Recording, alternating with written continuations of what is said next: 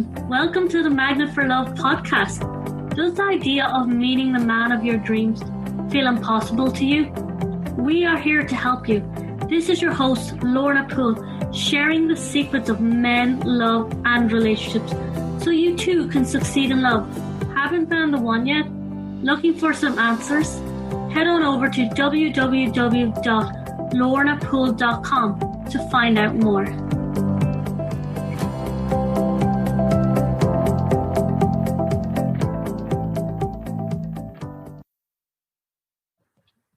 Welcome, everybody. Welcome to the Magnet for Love podcast. Do you know your own emotional needs as a woman? What are your emotional needs? Have you ever really stopped and thought about what makes you happy or feel satisfied with a man? With me today on the Magnet for Love podcast is Frank Kermit, and he's going to share with you a woman's emotional needs, because you need to know this. Frank Kermit is a dating and relationship coach. He has a private practice for couples, singles, for both monogamous and non-monogamous lifestyles in the matchmaking industry. He is the author of over 20 books on relationships and 25 plus audio programs. He is a media correspondent for print, television, and radio. And for over 15 years, Frank has redefined his skills and expertise, developing and teaching his own original work based on his emotional needs analyst theories and helping adults aged virgins enter dating. Frank, how are you? I'm very well. How are you? Great, thanks. I love that we're talking about emotional needs because I don't think people take the time to even figure out what their emotional needs are. Generally speaking, the average person doesn't have a concept of what their emotional needs are. Most people think they know what they want, and then there's what they actually respond to. So when I set out on this journey, my goal was to find out, why is it that people say they want a certain type of person and end up dating someone who doesn't fit that description? So what is going on there? Okay, there's something that people think about as an ideal. I want to date somebody who fits these criteria. I want someone who's nice. I want someone who's honest. I want someone who's genuine. I want someone who's going to love me for me. And they come up with this wonderful list that on paper makes a lot of sense. Yep. And then there's who we respond to. Now, I want to make one thing clear. So if you remember nothing else, remember this, folks. It's not about what you like or don't like. It's about what you respond to. So you may like the idea of dating someone that, let's say, treats you nice. But once you actually go into the world of dating, you might not respond to, you might not feel attracted to someone who treats you nice. You might, in fact, have a choice between someone who treats you really nice and on. Sorry, did that cut out a bit? Someone who treats you nice and someone who what? Really turns you on. Yeah. And part of the work that I do, especially with singles, is to try and figure out, okay, how do we break this repeating behavior pattern?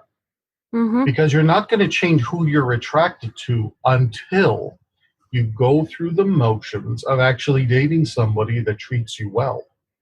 And in time, become attracted to that through experience. People are waiting to feel it first and then take the action. It's the opposite. You actually have to consciously make a decision to go out with people that fit that criteria you're looking for. And through experience of associating good experiences and good emotions with being treated well, do we break this pattern. That's interesting the way you describe that, because I don't know if you know my story, but my original business was Bad Boy Breakthrough, which was getting away from the bad boys. And okay. I would have dated players and men that were bad for me and all that. And for me to change my life, I hit rock bottom. And I always say that you need to find being treated badly repulsive before you'll change. And that's right. What you're sharing with us is you need to take the action first. You need to make a different choice, right? That's right. Before the feelings kick in and it feels good with somebody who treats you well, right? Exactly. I think most people in our business have hit a rock bottom of some sort, and that got us onto this path of saying, okay, well, what we were doing wasn't working. Let's try something different. In my own story, what led me here is that a number of bad things happened that made me say enough was enough. I got stood up at my prom, lost my ex-fiance to one of my best friends, hung out with a girl for about 2 years who insisted she could never date me because we were of a different race, religion, and culture.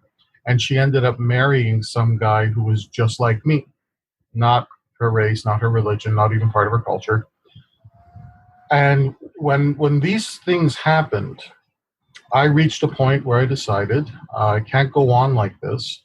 The common element in every relationship disaster I've ever been on is me. And unless I fix me, this is going to continue. Mm-hmm. I was terrified at the concept of one day I might get married and then get divorced and not even be able to see my kids regularly. That concept terrified me. And with the way things were going, I didn't see a point. That night when the third, what I call the third strike happened, where that woman tells me, "Well, I'm getting married to someone else, but it's not you." I was suicidal, and I made a decision that night that either I was going to figure this out once and for all, or I was going to kill myself, because I'm not going to get into any sort of marriage where I'm going to lose my kids. I can't fathom it. I just can't. But you brought up a it. really good point there. And I don't want to go off our topic today, but you do kind of have to get, whether it's money, health, or love, or anything, you do have to get to that do or die point. That's right. That's right. People struggle for years in love. And when it really becomes a must, it starts to work for you. You start to change it. You have to, because at that point it's do or die, life or death. So what are the emotional needs of a woman? What makes us tick? Okay, let me start off by saying that what I'm about to present is my theory. I reached that point of do or die, and I said, I'm going to document everything I do. I'm going to study everything I can from anybody, everything from the relationship academics all the way to the street pickup artists and pimps. Yeah. I want to understand why the same woman would have a one-night stand with a complete stranger, but then when she meets a guy she really likes, makes him wait 3 months.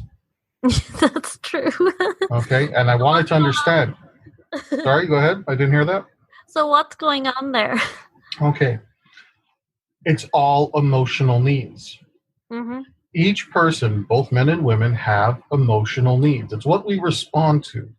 It's what makes us say, yes, we want to have sex, or no, we don't want to have sex.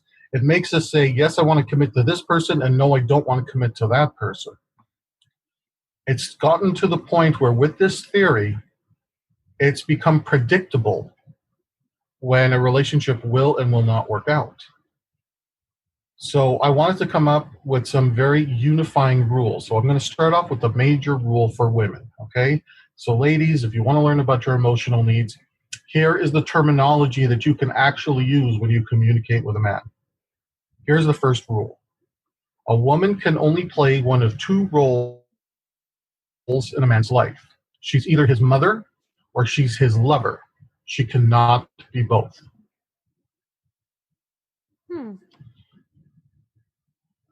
When a woman is out in the dating scene and she's getting to know different men, if we're dealing with a guy who's too nice, on some level he's triggering her mothering instincts. She will not be attracted to him as a lover.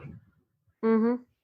Meanwhile, if she's dating what we call a bad boy, a guy who's a challenge, he's halting the mothering instinct, because every time she tries to do something for him, every time she tries to tell him what she thinks he should do, he puts a stop to it. By halting the mothering instinct, she can't help but feel like being his potential lover. So everything that I do in the analysis is all about trying to figure out, does she feel like this man's mother? The more she feels like his mother, the less she's going to feel any sort of attraction to him, whether it's emotional attraction or sexual attraction. And one of the questions I wanted to ask is, how can two people end up in a serious relationship, possibly being married, possibly having kids, possibly having grandkids, and after 20 years, what we've been seeing lately is a lot of women are saying, that's it, I've been unhappy for years, I've been miserable for years, and they're leaving. And the guys in these situations can't understand why. Because from a male perspective, I don't beat her, I don't cheat on her, I don't hurt her, I take care of her, I provide for her. What's missing? What's not enough? She's not attracted to him. But the reason she's not attracted to him is because when they started initially courting, he was halting the mothering instinct. Therefore, she felt like a potential lover to him. Over 15, 20 years together, she has started to feel more and more like a mother to him. And because she started to feel more like a mother to him, her affections for him, even though she may like him as a person, she's not responding to him as a lover. Now, why don't men see this as a problem? Why are they blind to this? Because men have emotional needs too. One of a man's emotional needs is to interpret femininity as a woman being nurturing. So what happens when the woman is continually being nurturing to the point where she feels like she's mothering him, and he feels on the receiving end of the nurturing, hey, this is a great thing because my emotional needs are being met. That is the challenge that long-term couples are facing. I would agree with when emotional needs not met for the woman or the man. So say his emotional needs are being met, but hers are not. If you're not aware of that, you definitely can lose the relationship. 100%. And what I do with both the men and women is that when I teach them about their individual emotional needs, it's a little bit eye-opening for them. So what is another woman's emotional need? Okay, let's start off. Let me just give you the list of 10, and then whatever one you really want to know more about, we can delve into. Okay.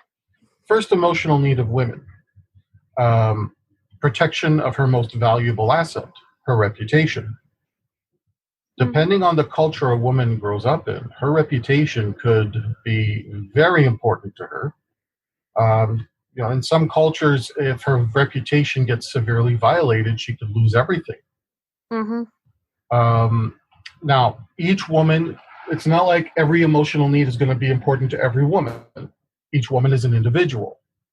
So it's not a question of if the protection of her reputation is important. It's a question of to what degree. Mm-hmm. There are some women that they really don't care about their reputations. And that will dictate the course of their life and some of the choices that they're going to make. And there are some women who are frantically in terror that their reputation will be tarnished in some way. So what are the other 10? I'm aware, just to keep on time. Sorry. Okay, sorry. Emotional need number 2, women need a variety of emotion, called a range of emotion. And the question is, how intense does each individual woman need? Most women don't like to think of themselves as enjoying drama. But there are some women who, again, it's not about what they like, it's about what they respond to. They make choices in their life to have a range of emotion, intense emotions, not always positive emotions. It's the range that they're seeking. Emotional need number 3, cater to the little girl in her. This is for women who have that inner child that needs attention. And sometimes a man doing something as simple as, look, instead of going out to a lavish date, let's just go out for ice cream. It's a tiny little gesture, but it makes her feel young. It connects to a childhood memory for her. And that is something she will respond to. Emotional need number 4, she responds to a man who is assertive. She wants a man to take the charge, take the lead sometimes. She doesn't want to have to feel like she's mothering him. Quick example of this, honey, what do you want to do tonight? I don't know. What do you want to do? And she says, no, you decide tonight. And he says, I don't know. I want to make you happy. What do you want to do? Yeah, no. Incredibly, it's a turnoff. Yeah. Because what she's looking for in that moment is she's looking for him to be assertive. It's the guy that is assertive that says, we're going to do this tonight, get dressed, I'm taking you out, etc., etc., etc. That's what she responds to, even if in the moment she may not be happy with him being too assertive. This is one of the primary reasons that women end up dating bad boys. Because if she has to make a choice, do I date the nice guy who's not assertive enough, or do I date the bad boy who is too assertive? The majority of women will respond to the man who is too assertive instead of a lack of assertiveness. Mm-hmm. Emotional need number 5, fear of abandonment. Now, this could make up to 50% of a reason why a woman says, that's the guy I'm going to end up marrying. Why? Because she's pegging the guy who she thinks is least likely to abandon her.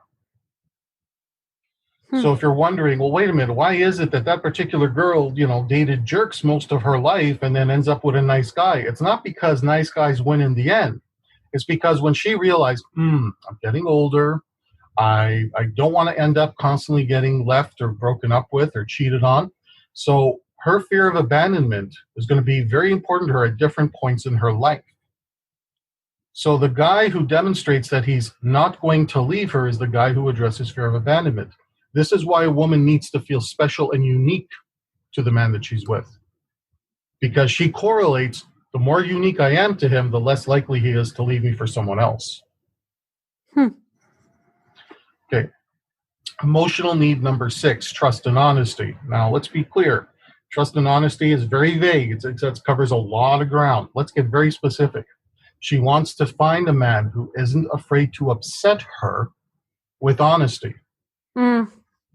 So when she says to her boyfriend or guy at the time, do I look fat in this dress?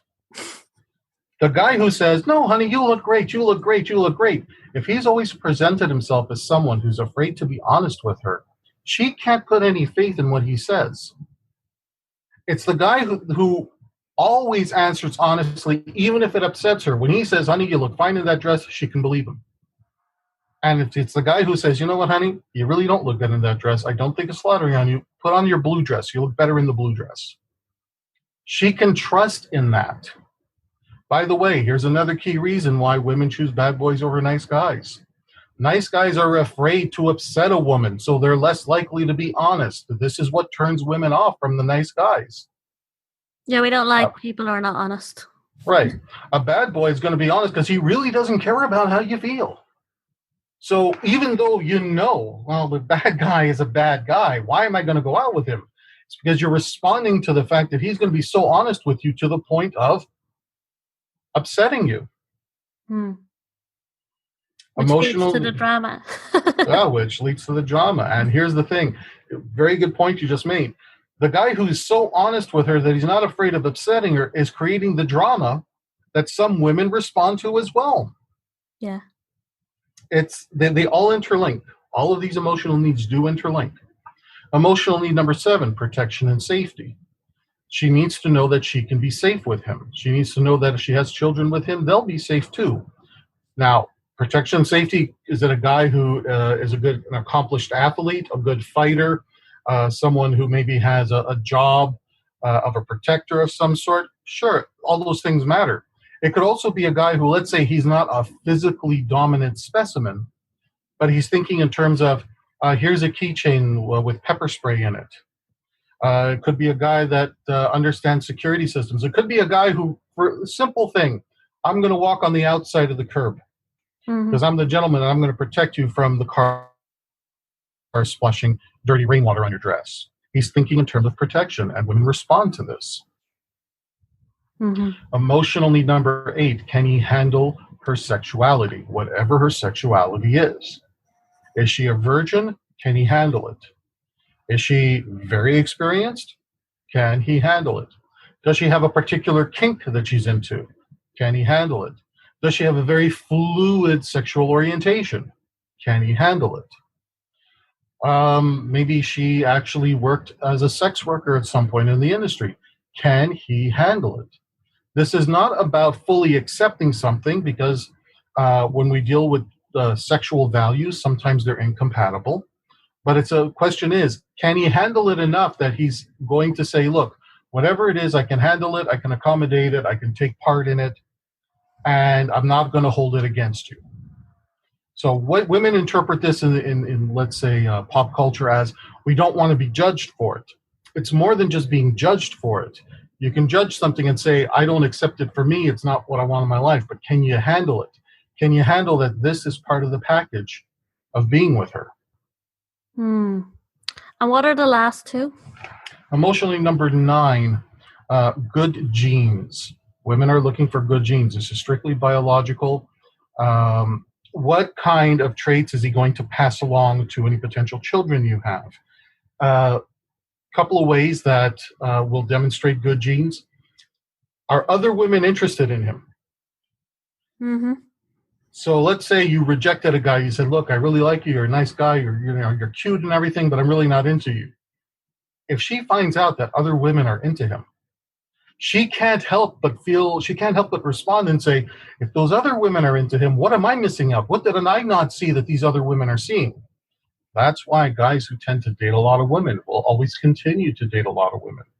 And guys who date very little continue to date very little. Because women respond to what other women notice in men. Again, the bad boy always has women around. The nice guys generally do not. So they respond to that aspect, even though they may not think about it. It's not something intellectual. It's not something that people can articulate about themselves. Men cannot articulate their emotional needs either. It's something that you have to take time to actually study and look into. And emotional need number 10, which is very controversial. So, trigger warning here, folks. A man has to prove that he's not a closet homosexual. Because, again, it ties into fear of abandonment. It ties into a lot of the other emotional needs. Would he rather be with other men than be with her? And I know, like, when women hear this, sometimes they react with, well, actually, I should say the guys will react to it like, this is ridiculous. If I was gay, I wouldn't be out on a date with her. Well, you haven't experienced what it's like to grow up in a culture where men having any sort of fluid sexual orientation cannot express themselves as freely. However, when I bring this up to women, some women have actually said, well, you know what? There was a guy I dated, and I did wonder, based on the way he was acting, he was really shy. I had to make the first move, and he was really nervous. It made me wonder if he'd rather be with men. Yeah, but isn't that the point, right? Like, for me, anyway, as a woman, I'm not attracted to, like, when you were describing that lady, she sounded quite masculine in her behavior. She was aggressive, forward, that kind of thing. Most homosexuals, and I know this will be controversial, they're more feminine in their mannerism usually. Usually, and that is the stereotype, but imagine someone growing up in an environment, even a household, where homosexuality is not accepted. Yeah. They may not be overly dominant or aggressive or behave in what we would consider masculine traits, but they wouldn't be the flamboyant, stereotypical male with the behaviors and the limp wrists and the talking with a lisp and so on. So there's a number of men out there who cannot fully express themselves, cannot fully be who they are. And especially if the man in question maybe is still questioning. Maybe he's not sure what he is. Maybe he's somewhere on the bisexual range. Maybe he's just a little bit more in touch with his feminine side, but he's not a homosexual. And sometimes women who, especially if they're used to dating the bad boys, if they're used to dating men who are a little bit more sexually forward, it'll cross their mind and say, wait a minute, this guy hasn't made a move on me yet. It's our second date. He still hasn't tried to kiss me. He hasn't even tried to suggest that we should be having sex at some point. It may cross their mind to say, well, does he want to be with men? When I coach men and they're trying to figure out, why can't this work for me? Why am I struggling? 25% of my male clientele are adult male virgins who have never had a girlfriend. And what we look at is some of the behaviors that you're exhibiting causes women to question your sexual orientation. So, Frank, we've had an amazing conversation. What's the kind of one emotional need that you feel that really is a trigger for women? I'll start off by saying this. If I really want to leave your audience with something, look, you're going to have a genetic makeup and you're going to have an emotional needs profile where one emotional need is going to be more important than the other. And you really need to just remember that what you respond to is not necessarily what you think you want. Just because you respond to it now, and let this be the takeaway, just because you respond strongly to an emotional need now doesn't mean it's always going to be like that. So you're better off trying to figure out what kind of future you want for yourself, what kind of life partner you want for yourself. When I coach single mothers, one of the things I ask them is make a list of what you want in a stepfather for your child. And what we often find is what they want in a stepchild and what they write down as a dream lover tend to be very much at odds, which is why they continue to struggle to find a life partner again. But can I ask you this question just to leave it on this note? But women can have the hot lover and the life partner, right? It depends. It depends what you need as part of that hot lover, and it depends what you need as part of that serious relationship. So if you want a hot lover, well, that's great, but are you also open to things that a hot lover would want? And the fact is, I coach people in non-monogamous relationship structures, and we're not dealing with people who are exceptionally attractive. We're dealing with people who, on the surface, you would never imagine the kind of sex lives they have. If you want a really hot lover, are you an enthusiastic bed partner? Because enthusiasm will always beat out the hottest body. So if you're looking for a hot lover, focus on enthusiasm. How enthusiastic are you? Because if you're only enthusiastic based on what you see in front of you, you're going to end up alone.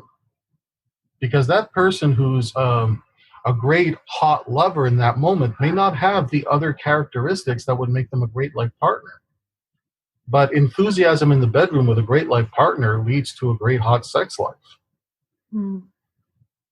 So, Frank, brilliant. This has been brilliant. How do we find out more about you? Visit my website, franktalks.com. It's Frank Talks with an S, TALKS, franktalks.com. All of my ebooks are there, and they're all inexpensive.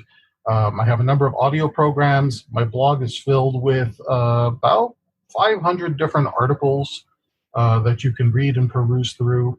I got reviews for almost every single one of my products up there that you can also read, coaching reviews, so you can see who I've helped and the different lifestyles I've helped them with. And start there because everything is there. Thank you, Frank. This has been amazing. Thank you. I've had a lot of fun. I hope to do this again. Hey, I hope you really enjoyed our conversation today. Are you ready to fall in love with the right guy? Then join me at the Magnet for Love Facebook group. With me, your host, Lorna Poole. This is a safe haven of like-minded women where you and I can get intimate. I can give you the support, the guidance and the know-how to go from this is never happening to me to falling in love with the right guy. So go over there. It's at the end of the show notes.